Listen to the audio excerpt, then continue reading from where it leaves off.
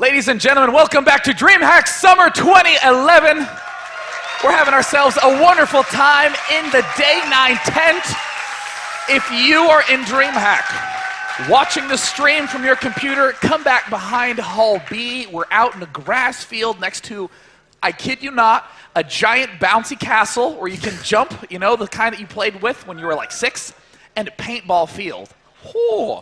Also donut stand, too. There's also a donut stand, if you're a fan of eating donuts and looking like a donut. So we have a couple of results coming up. Right now, EmpireKas is doing the map selection with MYM Sase, and upon that decision, they will be returning back to invite us to the game. But we told you about TT1 Nogrim. We told you about the results of Sase Grubby.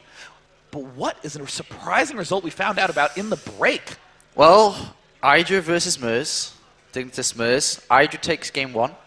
Then it all of a sudden goes to a 1-1 tie, and the deciding game, Mers actually takes out Hydra, which is a huge upset. Yeah, and that's some Swedish pride right there fighting. Oh, yeah. I mean, Idra, who's been having a lot of shocking tournament results lately. I mean, in particular, what happened at MLG Columbus, I think, is going to go down in history for a very, very long time, leaving some one games, doing cheeses in situations where he had clear advantages. But, I mean, coming all the way out and losing that first game, that almost puts him out of the group. If you lose 2 total matches, you are essentially almost guaranteed not to advance. So Idra now needs to do a reverse comeback, win his next 4 matches in his group to be able to advance. That's not unheard of, though. If there's one player who can definitely do it, it is Idra. But oftentimes he can be his own worst enemy. I know, and hopefully he can pull through, get that mentality that seems to be his weakness right now. As soon as he goes into something like this where he feels that he probably deserved the win, I'm pretty sure when I speak to him later, he'll tell me that Mers is bad and that Hydra deserved the win. So hopefully he can get over that and conquer that fear and continue throughout the tournament and give us the results that, you know, he should be producing at such a high skill caliber. But the important thing to note, though, is that the match that's coming up right now, EmpireKas versus MYM Sase, these 2 players combined have played almost 4,000 ladder games. Season 2. That is so many. There are some divisions where everyone in it don't even total up to 4,000. No. These are the 2 most prolific ladderers on the planet. You know, and hence that we have the name, the machine, the nickname that has been given to Kas because he does play that much. And Sase, you know, equally plays, if not more. So this is, like I said before, a real clash of the ladder titans. To see who actually plays the most will come down to this game. And the first map of this is going to be on Crossfire. Now, this is a little unusual of a map, not played in a lot of tournaments, but definitely played in all the hardcore pro setups. This is a map that has a lot of very funky unit movement in the middle. There are tons of attack paths, counter-attack paths. You have to worry about a lot of what your opponent's movement is. And considering this is a Terran versus Protoss, we can definitely end up seeing a lot of funkiness on this map. In particular, the expanding patterns are really defined by where you're moving your army.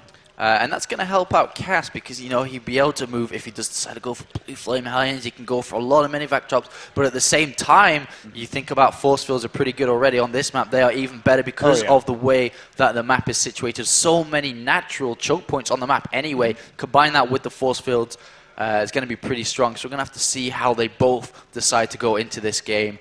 And I'm pretty excited for this one, actually. Even though it's not one of the top games on our list, this is still up there. Every game we have been commentating today has been incredible so far. Yeah, you know, the important thing to think about is that EmpireKas is very comfortable playing these long endurance contests. You think about the amount of games that he has played and the amount of games he'd have to play in individual sessions, that can help a lot in single games. I cannot believe he was able to maintain focus in that game against Nama on Metalopolis, where he was constantly losing. And now he's going to be up against Sase. Right now, EmpireKas is saying that his hand hurts so badly as he's trying to get ready for this next game. So it looks like EmpireKas is ready, and we're just waiting on Sase. Now, I mean, Paul, you were telling me a little bit about Sase's style. You know him a lot better than I do. I have not really seen almost any games of him played at all. I mean, I don't think a lot of people have seen too much about him, to be honest. He literally just sticks to playing ladder, doesn't really like to grind out any online tournaments because he feels it's a waste of time to go through a large player pool and play for $20, €50 here and there. He doesn't really like to do that and just consistently sticks to playing on the ladder. And then this is kind of one of his biggest, well, if not his biggest event, and it's time for him to shine and show what he could possibly produce in the future, as he is going to Korea to compete, having won that Road to Korea tournament.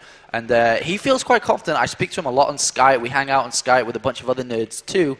And he feels quite confident in himself. So hopefully, I don't know too much about his PvT style, but I'm sure it's going to be obviously a solid one considering the amount of games he's played. I mean, screw it. I'm not even going to say it. The match is now starting between EmpireKas and MYM Sase. The two mass ladder gamers will be duking it out on Crossfire SE. Such a great starting map. Cannot wait to see what strategies these two players will have in store for us. But either way, here we are. We are in the top right corner. We have EmpireKas, the Blue Terran. And here we have, in the bottom, we have MYM Sase, the Red Protoss. Now, on this map, again, we were talking a little bit about the formations. I want to note that you do have a pretty typically planted natural expansion, but then note this very weird high ground formation, very, very tight, very difficult to move units through. As we move down, yet another extremely small entrance, and moving across, we have nothing but pretty much small valleys across the entire map. In fact, this area that I have highlighted, as well as this one by the watchtower, are really the only two wide spread out open areas on the map. So tanks are definitely very, very favored. Yeah, that's actually a point I was going to bring up too, because of the way that the map has been situated, that the higher grounds, the lower grounds, once you get a bunch of tanks in key positions here, it's actually so hard to break. So I wouldn't be surprised if we did see Kas go for that kind of style in this game. And we do see that he has not really decided to wall off. He is going to be building the barracks right here. And I actually agree with this. Even in situations against Zerg too, you can actually go ahead and build your gateway, I feel, right next to the Nexus, because it's easier to defend against things, because you can use your workers and so on. And then if you decide to wall off, you can go ahead and do that later on. And Kas has gone for the refinery straight away, so we're not going to see any fast expand builds. He's going to go right away and go for this refinery. He could still, though, perhaps go for that Reaper expand, quite favorable build from a lot of Terran players.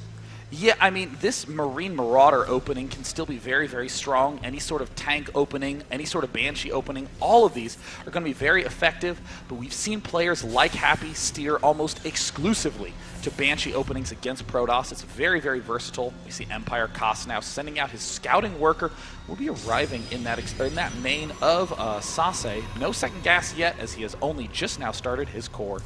And Sase plants down a pylon here in location for where Tech Lab could possibly have gone, knowing that, you know, a Reaper build is kind of popular and does prevent that. And it's going to take a while to get rid of that, and also allows the probe to stay alive a little bit longer, harasses the SCV on there. And that's one of the key strengths of Sase. He is so thorough with his builds. He actually goes over them with pen and paper consistently, like ironing out mistakes. And being a pro gamer in China for Warcraft 3, I mean, that's certainly going to help for something. You know, I think this is the point where a lot of weaker players just think, oh, the pylon finished. Chrono Boost, quickly. Chrono Boost to the warp gates. But no, it will not end up finishing in time. EmpireKas does clean it up, but honestly, Sase got so much information. He saw 3 Marines produced. He saw a 4th one popping out. He sees that this is going to be the most likely transition, so Sase in a very, very good spot. And he's actually chrono boosting his Nexus now, and has been doing that a lot. And as you can see, the probe count is actually quite high already, 23 versus 19. And 2 Stalkers are patrolling. Oh, sorry, just 1 Stalker is now going to be moving out. And we'll be able to see, but he's got to be careful, as Kas does have 4 Marines here. And if he decides to pop up that location, he could be in a lot of trouble. If Kas decides to micro correctly, which way is he going to go? Okay, he's going to go to the Xel'Naga Tower. So that's the wiser choice here. At the same time, we do have that Tech Lab and Starport being made inside Kas's base. And a hidden expansion here by Sase in the bottom right, which is kind of interesting. Now, this could potentially be just a planned location to expand, because keep in mind, you have a path at the back door with these destructible rocks. We haven't seen Sase begin to knock those out yet, but if he did knock those down, he could easily defend this back expansion and rely on these thin ramps here and this thin ramp at his main for a solid defense. But once this Stalker is moved up, and it looks like, oh, great play by Sase. Ooh. Well, a few too many hits there. Was a good play by Sase until he let that Stalker get into the yellow life, but before then, oh, great play. He saw the bunker. He knows that it's almost certainly going to be some sort of tech-oriented play. There is a Banshee going down, but it's not going to be a cloaked Banshee. It looks like EmpireKas might be doing a power one-base style. A lot of Marines, a lot of tanks, a lot of Banshees. And yeah, as you said, popping up that ramp with basically the Stalker sees the bunker, sees like 6 Marines, and that's a lot. Usually you'd be expecting to see Marauders by then, so he knows that the gas has got to be somewhere, so he will go ahead, get this robotics facility. Very smart. So we have 1 gate into Robo, adding on the 2nd gate now, and we'll be going for an observer. Wouldn't even be surprised if he decided to go for 2 observers. Use the 1 to go into the side of, well, into the base of Kas, get that information of what exactly is going on, and just to leave 1 in anticipation, just in case any Cloak Banshees do come out, because we know that Sase plays so much. He's going to be a very solid orientated player, so he doesn't really want to take any risk by just getting 1 observer out in this game. And you know, this might actually be very, very brilliant by Sase, far more brilliant than I'd at first realized. I mean, this style of play, this Banshee tank Marine business is so potent because of this high ground right here. You can easily establish tanks, advance forward, and take out this expansion. That is not the case when you take bottom right first. We see Sase already knocking down these destructible rocks. This could be a very modern defense to be able to deal with this, but uh-oh, looks like Kas's Banshee finally sweeping in. How much damage will it do? Well, it does get 2 measly little workers before Kas arrives, and he manages to take out the sentry, but is heading home. Yeah, he does manage to take out the sentry, as you said, though Sase did drag the Banshee in there to take a lot more hits than it should have, really, down into the red health, and EmpireKas is like, yo, what's up, where's your expo? And he's going to actually take another hit from that Stalker, and a sentry here in position 2. He might actually be able to get this. Oh my god, wow, Sase! Wow. And now, I mean, even though Kas knows the expo's got to be in the bottom right, it could be in the gold location, but most likely knows it's in the bottom right-hand side. Has to throw up his own command center, is going to send out a Banshee, and Sase has this observer, sees everything going on, sees the timing of the expansion, is going to be going into Colossus not too far away from now, as well as the robotics bay is finished, and the first Colossus has now begun production. And there's the Banshee moving back down, but this is a dangerous spot to be at. It can easily get chased down by those units, and it looks like, oh, there it's going to get chased. We see the 2nd Banshee going over there to join it.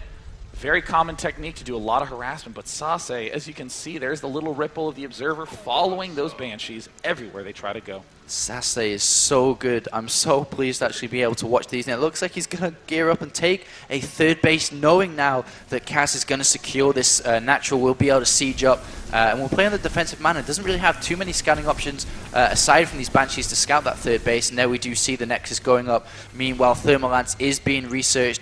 And Colossus have come out now. And we actually see a bit of an attack here by Kas going towards this bottom location. Thermal Lance, it needs to be chrono boosted to get out in time. If that does actually come out in time, he should be able to combat this quite easily.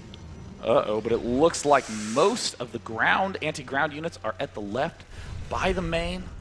EmpireKas stopping by this Xel'Naga Watchtower. Very smart play. He's going to cut off that movement path in between, but because these rocks are knocked down, Sase can easily reposition. Uh-oh, oh no, there's no sentries there to do any force fields at the ramp. Sase with a key misstep. There's the sentry at the last second, and then coming in from behind. Oh my god, locking all those Marines in between. Sase doing an incredible defensive position. Oh, he was just about going to clean this up. The Zealots are in, and the Immortal stays alive long enough to clean it up. Thermal Lance just now finishes, actually, as that engagement closes, and still, Kas hasn't taken this expo, is going to go ahead and do it now, but to what end? We've seen Sase now getting this 3rd base up. We look at the unit tab, 50 probes versus 37. This harassment Banshee-style base play from Kas early on didn't do nearly enough damage to warrant it. And now Sase has a clear advantage going into this game, and is going to go ahead and force bunkers to be made, pressure Kas, while he successfully gets this 3rd base up and running with double assimilators. I mean, EmpireKas did a very strong timing push, but Sase so clearly has prepared diligently for it. Oh, trying to move out for some harassment, but whoopsie daisies, there's units right there. So he has to pull back, going to that defensive bunker again, tank in a very good position. We see only just now as EmpireKas starting to make that usual Marauder-heavy focus, trying to just pick off anything that he can. might be wise to even sneak a tank down to that low end, but Sase knows that if he can control this for as long as possible, he can put Terran in an extremely awkward defensive footing. And with double Colossus here, going to be able to pick off that bunker. I'm not sure if engaging though is the best decision here. Actually, he doesn't even repair the bunker. Oh no, he doesn't repair the bunker. The Immortal taking some heavy hits, but the SCV kills. Oh my goodness, MYM Sase doing huge damage. Look at the workers kill, 12 now for Sase. Moving in, one tank, the only thing left remaining. Marines getting obliterated by this Colossus Force, and there is the good game. Sase, an unlikely contender to be performing this well this early on, is really showing that he has a ton of planning under his belt. There was hardly any mistakes at all from Sase in that game. Wow.